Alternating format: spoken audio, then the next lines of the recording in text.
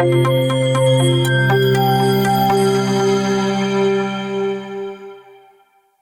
you look at this diagram, are you able to make out what it is? The first picture shows a deep bite. The second picture is also showing a gap in between the incisors, as well as there are flared laterals. And in the third picture, there are generalized spacing that are seen in between the teeth. Well, if you have guessed it right, it's the self-correcting anomalies. Even if you didn't guess it right, it's okay, because in this video, this is going to be your one-stop solution to everything related to self-correcting anomalies or transient malocclusions. Hi, my name is Dr. Manjari Bhate. I'm an orthodontist and you're watching Dentistry 101 Orthodontics by Medi Study Go. In today's session, I'm going to be teaching you everything about transient malocclusions with the help of a concise mind map, which is available in this orthodontic mind map book by Medi Study Go. This contains several different mind maps that are segregated chapter-wise, which make learning as well as quick revisions super easy. So if you haven't grabbed your copies yet, you can grab them from Amazon, Flipkart, Dental Cart, and even the Medi Study Go website. Now let's dive into transient malocclusions. Starting off with what are transient malocclusions? These are malocclusions that appear at some point and they disappear also at a particular time. They disappear with the normal growth, and therefore the term that's used to describe them is self-correcting because they correct by themselves. So self-correcting anomalies are present in the different stages of development of the dentition, like the predentate stage, the primary dentition, and the mixed dentition periods as well. In all of these three different stages, these self-correcting anomalies can be noticed, and therefore we are going to be studying them stage-wise. Starting off with the predentate stage. In the predentate jaw, the teeth are not present. That means there are no teeth. There is the presence of gum pads that is seen in these newborn individuals. So in the newborn individuals, the first self-correcting anomaly is a retrognathic mandible. A retrognathic mandible is very much observed in newborn individuals, and this naturally disappears because of cephalocaudal growth as well as differential growth of the mandible. What is cephalocaudal growth? This is one theory of growth. According to this theory of growth, let's take for example the cephalocaudal axis of the body.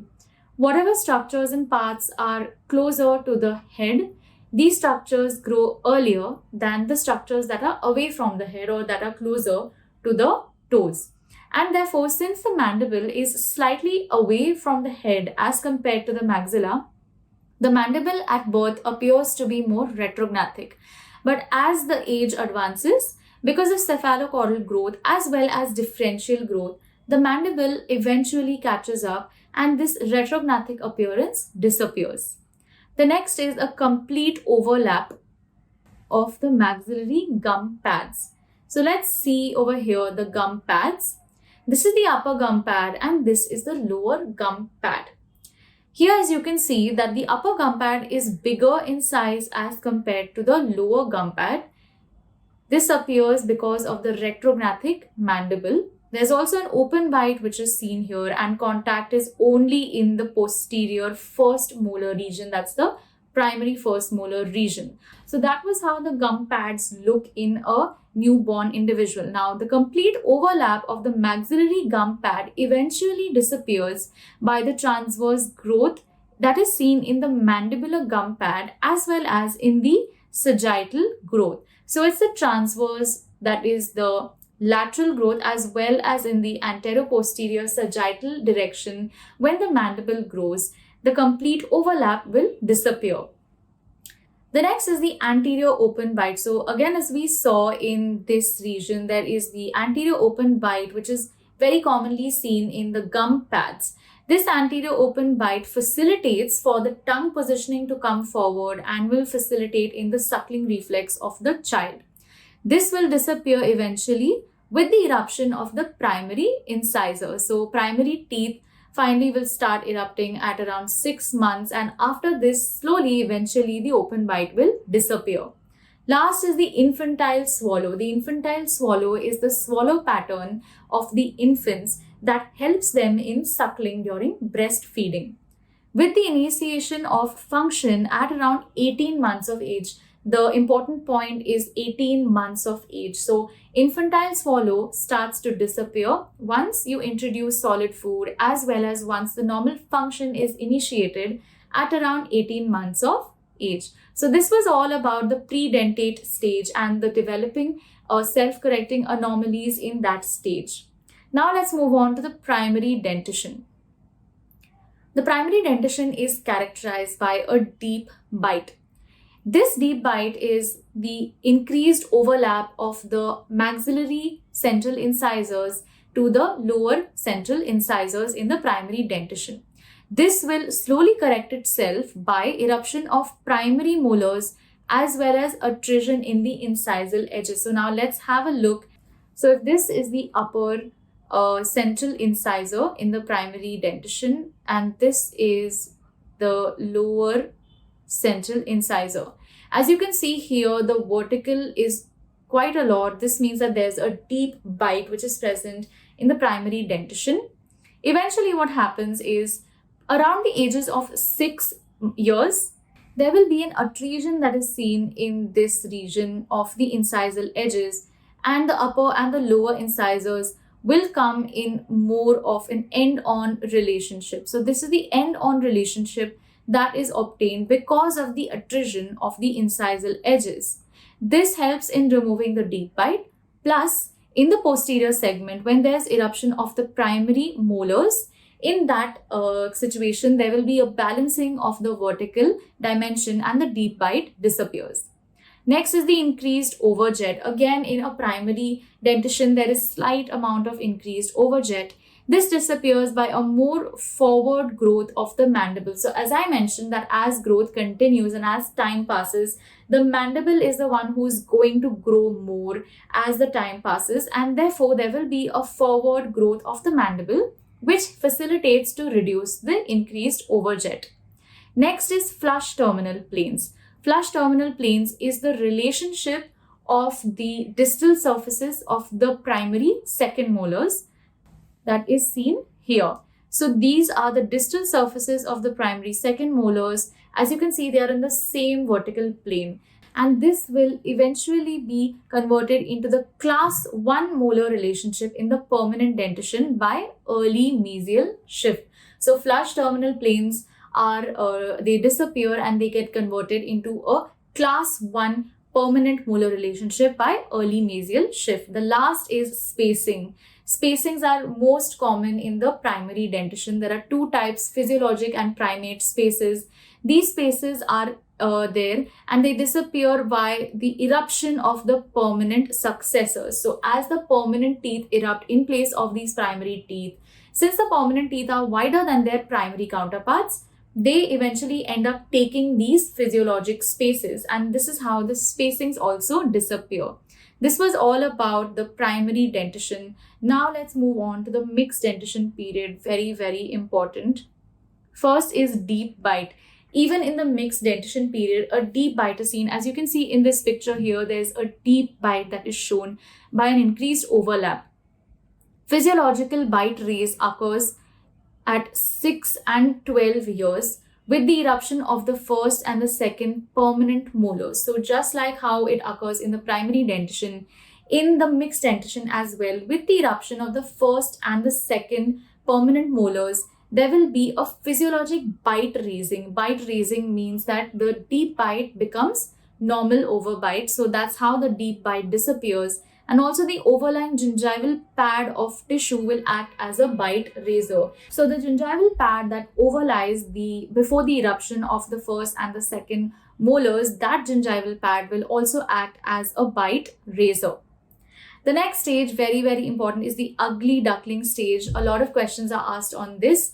The ugly duckling stage is characterized by the eruption of the maxillary canines, which causes a midline diastema between the permanent central incisors, and therefore as the continued further eruption of the maxillary canines takes place, this midline diastema also disappears. So over here, this is how the ugly duckling stage looks like. It occurs at around 8 to 11 years of age.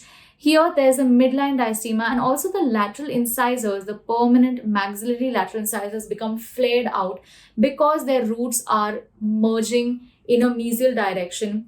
As the further eruption of the permanent canine takes place, this midline diastema and the ugly duckling stage also disappears. Lower incisor crowding. Lower incisor crowding is also seen in the mixed dentition, and this naturally disappears when there is an increase in the intercanine width. So this is the intercanine width, which is the distance between the tips of the permanent canines. As the growth takes place in the transverse as well as in the anterior-posterior direction, the intercanine width naturally also increases, and therefore the crowding can also disappear during the mixed dentition period. Next is the end-on molar relationship.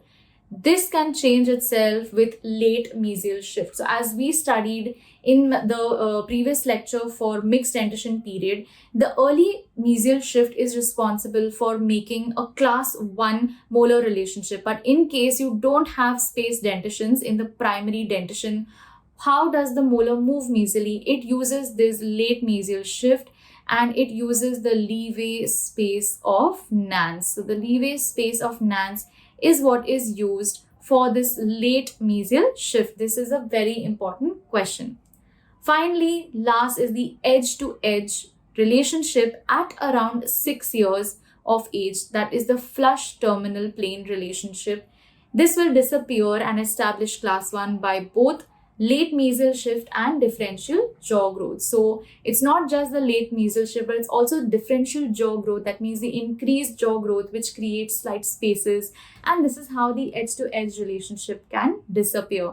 So these are all of the transient malocclusions in all of the 3 different stages: the predentate, the primary, and the mixed dentition period. Now let's go to the flashcard as well as the MCQ for today.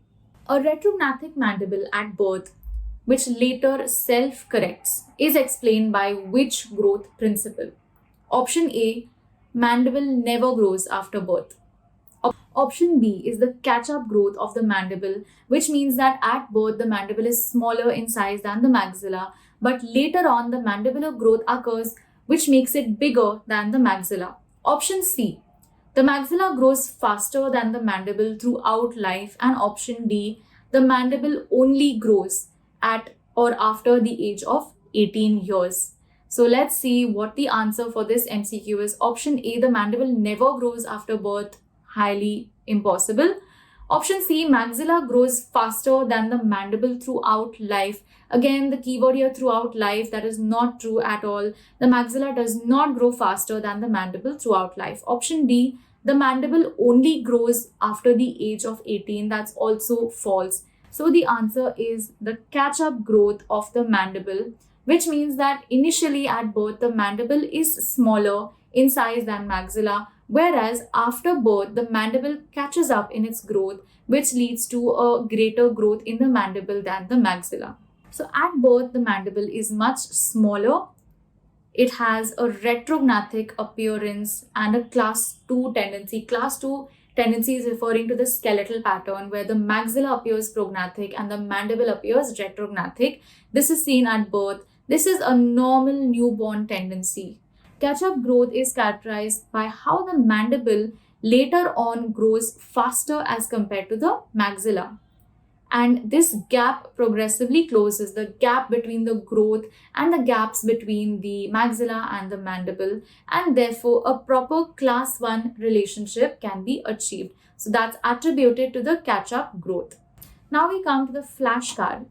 The lower anterior crowding in the mixed dentition corrects by the increase of, so in the mixed dentition, the lower anterior crowding, how does that get relieved?